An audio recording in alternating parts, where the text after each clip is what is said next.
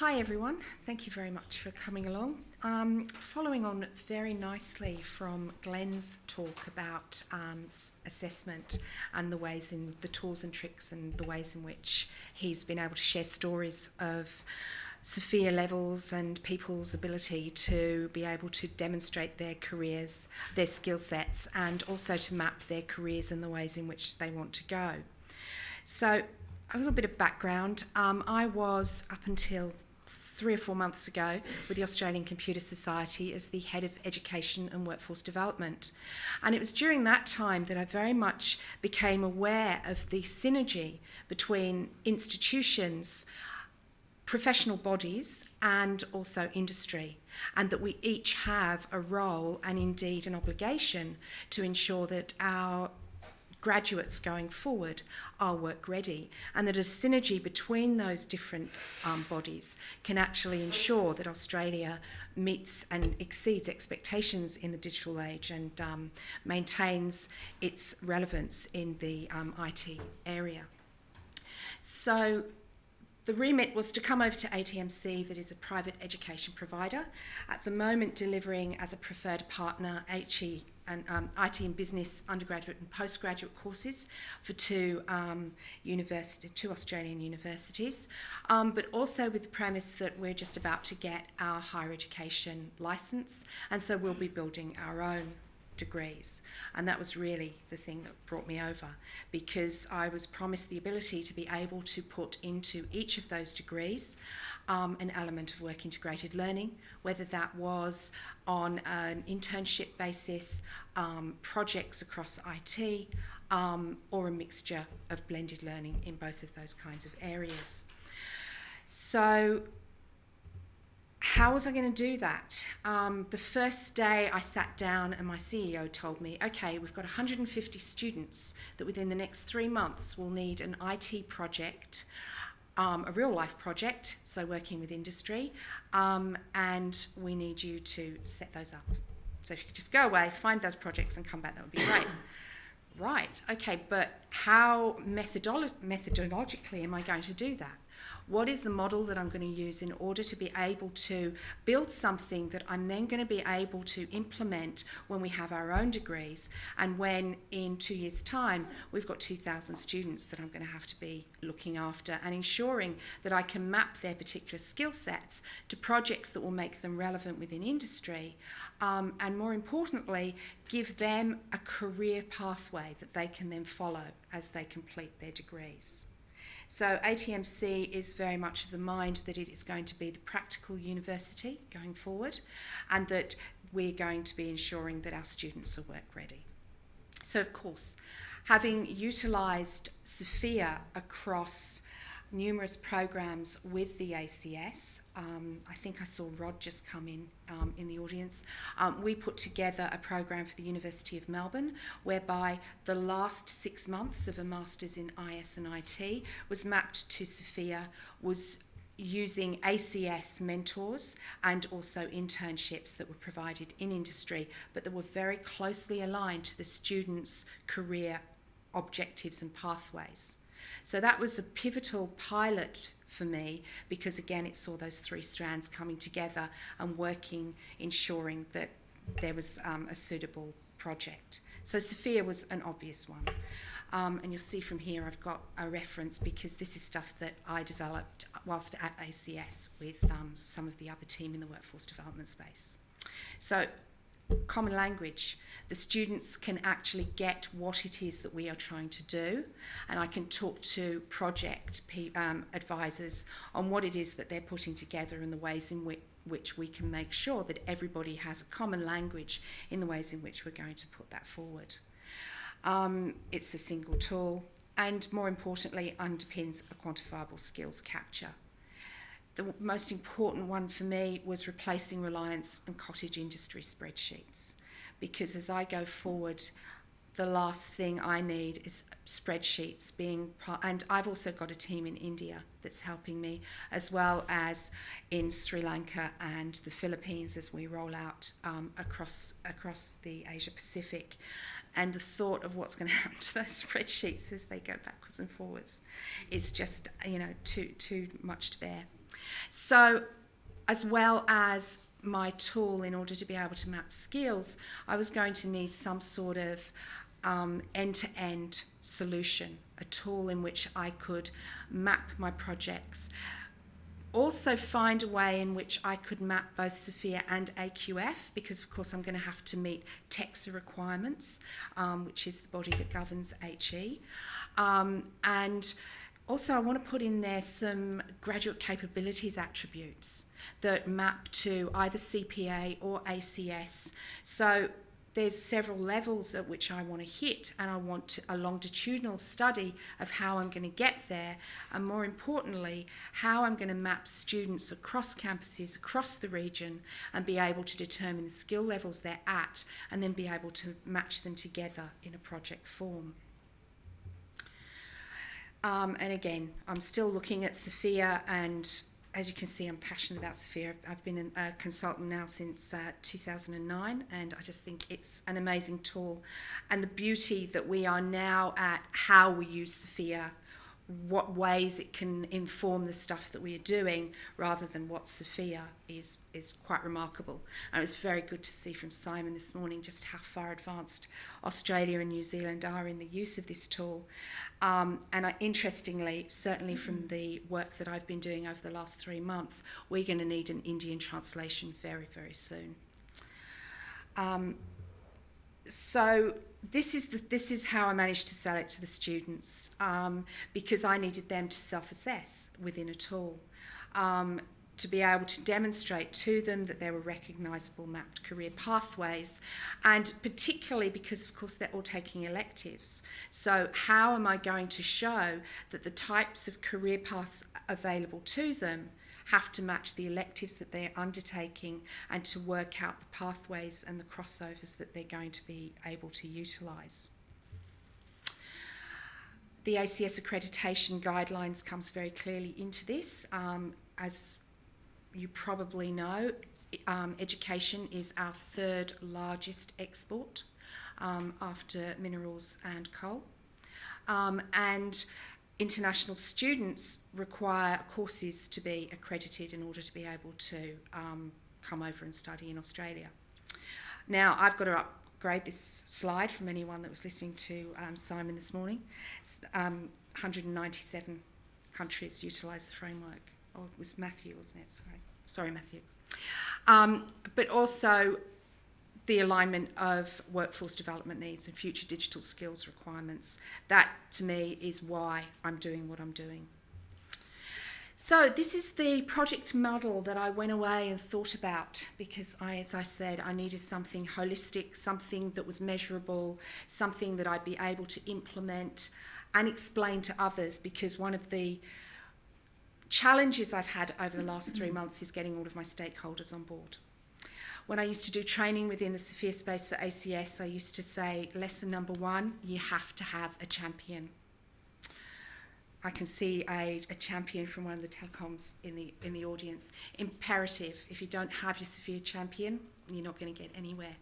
And now I find that I am the SFIA champion for my organisation, and I finally got everyone talking about SFIA and getting quite excited about the opportunities that it allows.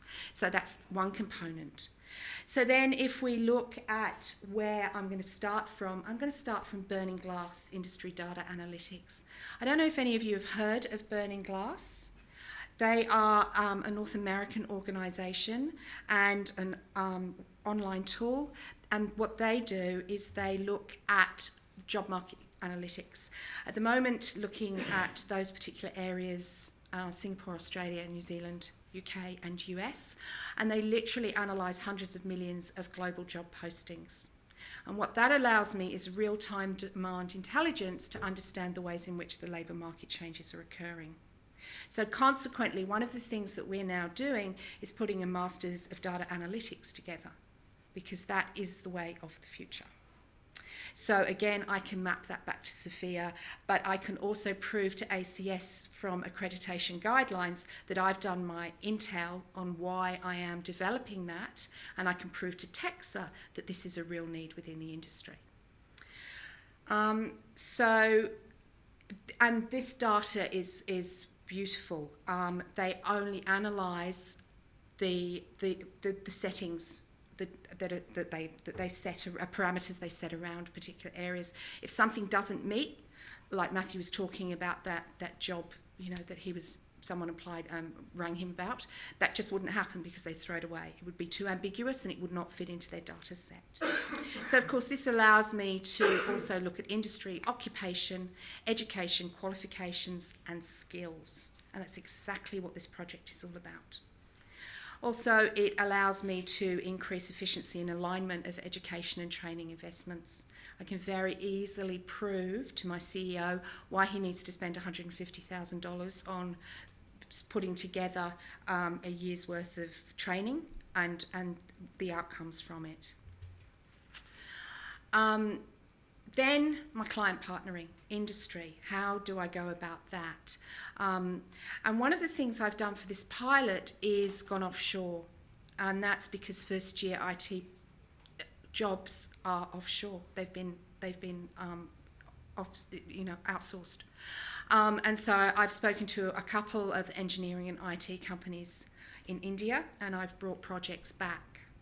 And there's been a huge investment in this because what now is happening is I actually have client supervisors here from those companies that meet with the students once a week to ensure that their prototype that is due within the next 2 weeks meets specs and requirements. And it's going back to some of the stuff Glenn was saying, the confidence levels I'm seeing being built in the students as a result of having real life projects for which they are responsible that have been mapped to SFIA, they've been mapped, and the project outcomes have been mapped, and then the clients nurturing them along in that mentoring capacity that we were talking about, and that 70% label that was hit with Simon's talk is all coming together. But it's also ensuring a close alignment of the specific skill sets required by the graduates for when they leave. We're definitely matching trending employer needs.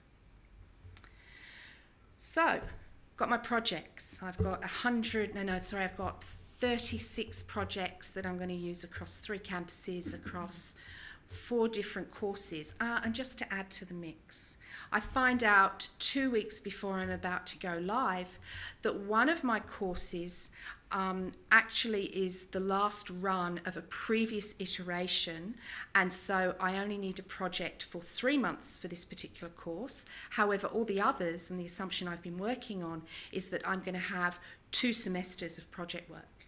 So now I've got to come up with a couple of projects that can be done in 12 weeks instead of 24 weeks. But that's okay. So we've got the projects and we then map them to SFIA. Now, I couldn't just map to SFIA, of course, because I had to go back to what the university had mapped to the courses to SFIA in order to get their ACS accreditation. And the course was mapped to 16 different SFIA skill sets. And that wasn't really going to work in a project context. So I went back and looked at the base skills that these students would require in order to be able to show capability across the program that they had just taken. And so brought it down to things like testing and programming. And now this is at the master's level here, the 3s and 4s. No, I'm good, thanks. At the master's level, purportedly you're going to come out with a SFIA level 5. But if we accept that SFIA is experiential, then is it possible, even with a real life project for 12 weeks, that you can come out operating at a level 5? I don't think so. And in fact, that's why ACS has set CP, Certified Professional, at after 2 or 3 years in industry. So I've mapped my projects and I've given 3 to 4 identifiable skill sets to each of the particular projects outside of that.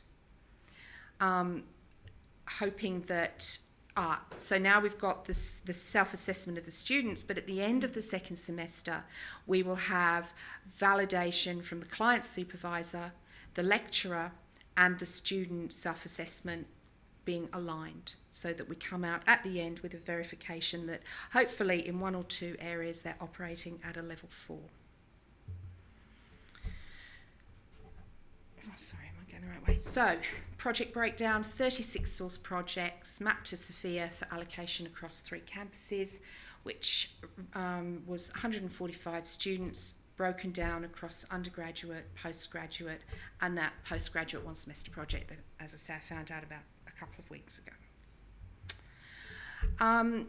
So then, how am I going to, as I say, if I get rid of this cottage industry spreadsheet, what am I going to do? How am I going to keep and maintain and map with an end-to-end source? So I went to SFIA. And they were able, and I'm already on SFIA6, by the way. All of my projects are mapped to SFIA6, and that was done. We started on SFIA5, and overnight they put me onto SFIA6. So I love SFIA. So I also wanted them to put AQF in there. Because then I can, when people are writing stuff for me, I can make sure that the two are easily aligned. And it's such an easy web interface to be able to use. So I was able to, or we, the team, were able to standardise job descriptions for course industry placements. So this is what has been achieved to date for interns and graduates. Improved quality of candidates, because each student has been mapped and has been given a project leader, a business analyst, a software developer, dependent on the type of project. And we've been able to automate project organisational charts, and I'll show you that in a moment. So each student has been added as a resource. And as I've said, all the courses have been mapped to version 6, and students have been attached to their respective courses and listed under particular positions. So you can see here that I can see what course they're in, and I'm going to show you in a moment that I also can then go back, drill down and give an HR record. So they've got their own HR record, including a PD of the position overview, because each of these projects has a position description that is mapped to SFIA and that the students have taken ownership. And so then going forward, because the other challenge is that at the end of this semester, they're all going to take the summer off, and then they're going to come back and they're going to do their second semester. But everything at least will be ready to go. And anything they do over the summer in terms of development of their skills, I'm going to upload into the system and start to differentiate them in terms of the ways in which they're building their skill sets. So when they did their self-assessment, I didn't give them the 97 skill sets. Having been through enough workforce development workshops to know that even someone operating at a level 6 freaks out. They look at that chart and go, and that's with me and others in the room for an hour, training them in how to be able to think about the ways in which they're going to self-assess. So students, English as a second language, 150 across 3 campuses. I did a few workshops to at least tell them what SFIA was about, but I did not have the time this time to be able to sit down and do workshops for each and every one of those groups. So instead, we loaded them into the system, and they got an email invitation to go in and to look at those 12 original SFIA skill sets that we'd identified, and then they chose, whether they were operating at level 2, 3, 4 or 5. And that was a way of making sure that they weren't overwhelmed, and we actually got a 90% participation rate within about 36 hours. Any of you that work with students know that's huge. That's fantastic, because I tried another type, which was if you'd like to send me a CV and this kind of thing, and 3 weeks later I still had 18% commitment. So the kids really like this tool, they buy into it. They can see that there's some professionalism that is being granted to them. They can build their own capabilities. They can show themselves off, because later on they can then use this for LinkedIn profiles, and also they can send it off to prospective HR talent advisors, and to show what they've been doing. So these are the position descriptions that we came up with in terms of the ways in which, identifying what's going on. These will actually be more detailed because I've got a whole lot of data. Ellerina joined us on Monday, and she's learning about SFIA now so that she can handle the tool from here on in. So we've got a lot more data to go into the system. And then breaking it down into what competencies at what level are required in order to be able to do the job. And you can see that the show description, so you can hover across the button and it'll give you the different levels and the different descriptors.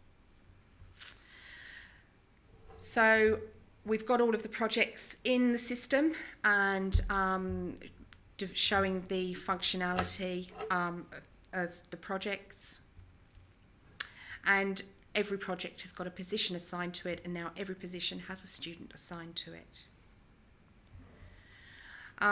Each project carries a summary of the project details together with the required SFIA level competencies, and you can see at the bottom there that you've got the org chart, and we can take that right up to the top level. And that shows the types of project competencies against the different skill sets and against the different projects. So you can see the types of reports that I can start to pull out. When I've got those 2,000 students, and I'm going to start mapping students now from day one of year one, so that I can then, every time they do a subject, it's mapped to SFIA, and I can tick them off, and particularly when we come to those elective areas, I can then determine what kind of skill sets they're developing. Even more importantly, I can, as we start to get known for internships and project development, I can get in touch with them when I get prospective clients and say, hey, I've got something come up, you seem to fit the bill, would you be interested in something over summer? Or, do you want a part-time job? International students are allowed to work 20 hours a week.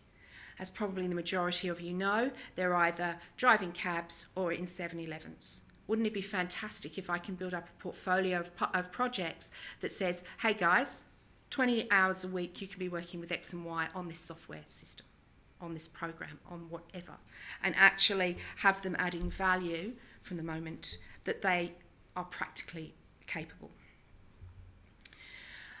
So the students completed their profile order to determine their suitability, and that meant that I was able, because of course I've also had to map this to the learning outcomes from each of the subjects. So it's great what I'm doing, but I have to also ensure that they meet all of the 100% requirement across the semester. So, luckily they had to do a tender bid in week 2, worth 8% of the course work. And once we got to this point, that's exactly what they did. They did a tender bid. And we were then able to assign the project. And so from that moment on, they actually really feel like they're working. They're in a real live situation, and they are able to. And the excitement when they met with their supervisors was magnificent, for them to feel that they were actually going to do some real IT work that they could put onto a CV and that would help them get out there in the future. And so this is what you can see. I can pull against any particular student, a match against the project requirements and the student's self-assessed SFIA set. Now, Sarah did offer me the opportunity of having the roles, the self-assessments verified, having, an assessor verify. Next time, that's what I'll do, so that we're not just working from a self-assessment assumption. But I just didn't have time this one round. This is flying a bit, this one. But as you can see, it's all starting to come together. I'm now sleeping at nights, which is a good thing. So a percentage match of resource against positions, so I can easily assign the most suitable resource to the position.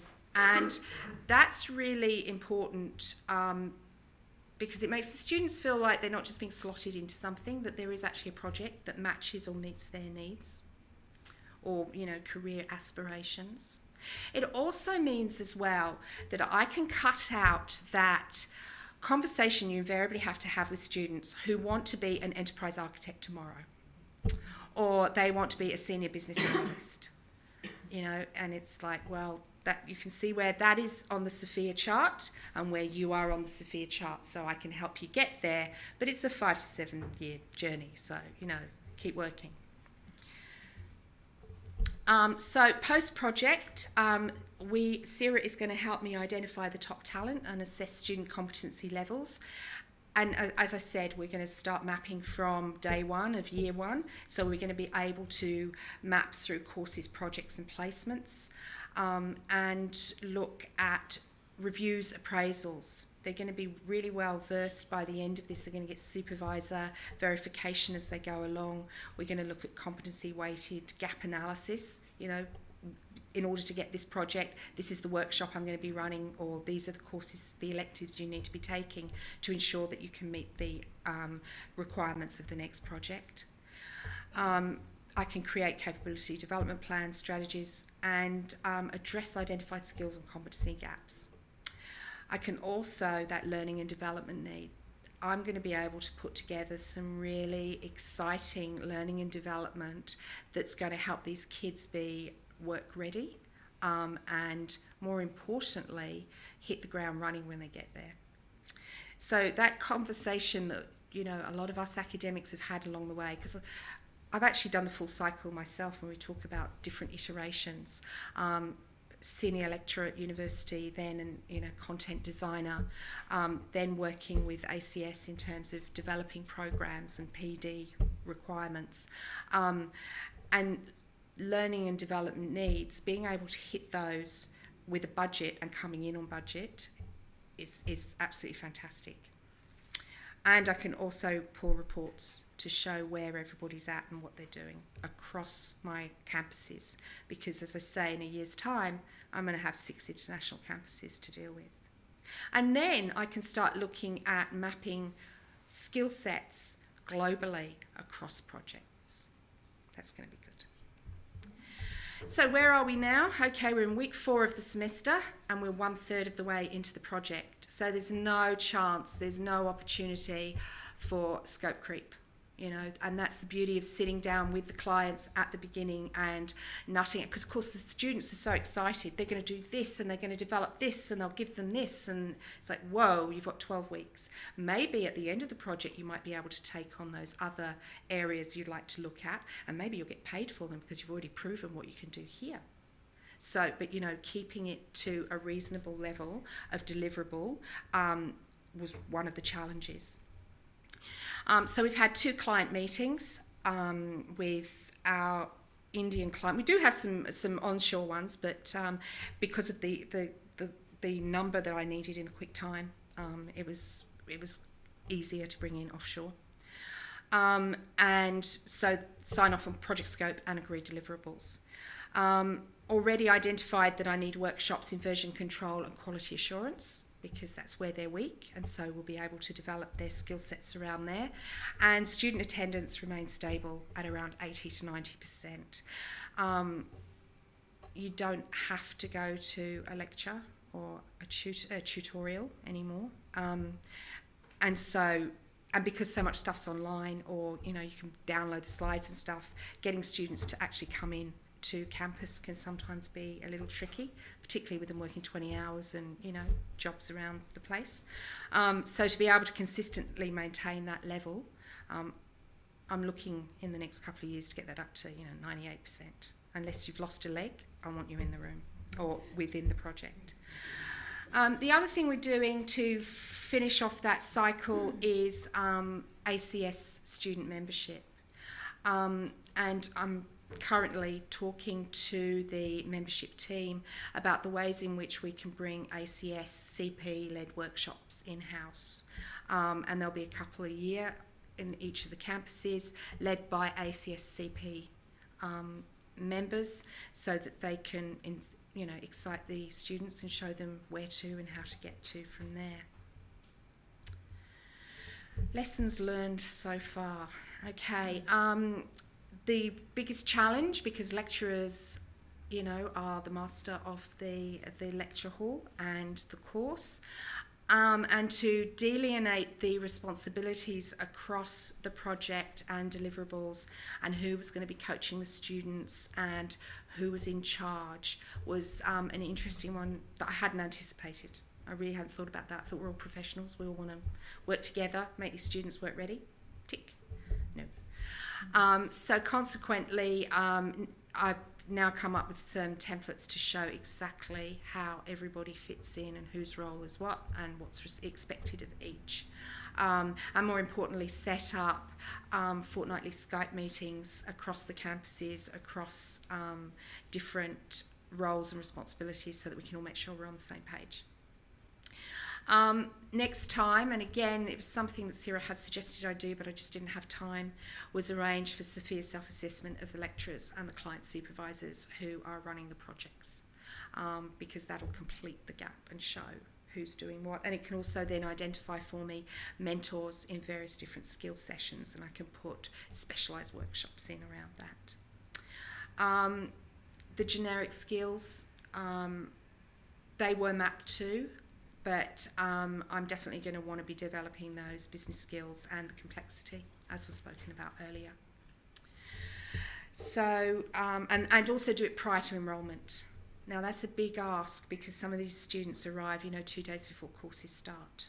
But hopefully word will spread, and because I'm sending them an email asking them to do this self-assessment, and word of mouth will hopefully help in that they'll start to do things ahead of time, which would just be, from a project management point of view, brilliant. Also, I was talking to the chair of Professional Standards Board last night. We were talking about, at the moment, what I can do with projects is I assign a project, they do it for a semester, they take the summer off, and then they do another project. They continue the same project. So they'll do the requirements in the first project and then they'll complete in the second. That's going to limit my pool of projects, because when I've got clients that actually want something delivered, they're not going to want to wait and have 3 months gap. So what I would like to be able to do is to assign the same projects to different teams once they've got different outcomes. And with this tool, that will be really easy. But I need to talk to the universities and ensure that they understand that this is not in any way, shape or form going to affect their learning outcomes or their degree requirements. So that, I'll let you know how I go with that. Also scope a broader range of projects across industries, because IT is ubiquitous, in order to develop those digital skill sets across Australian industry. Health, for example. Also information management. I'm now going to be using the generic skills within our business degrees. So that's another 150 projects next semester. And arrange information sessions aimed at SME involvement in the provision of work integrated learning projects. Because at the moment I've got big guys on board.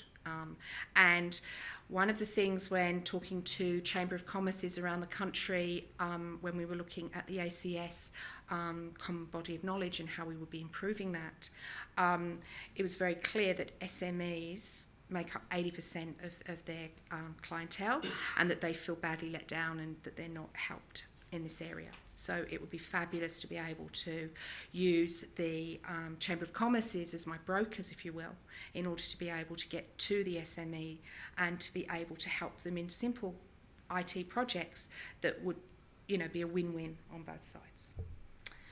So that's it. As I said, look, I'm hoping that, we'll be able to demonstrate SFIA skill sets, and that we will give our students the opportunity to have a head start in today's competitive job market. So thank you very much.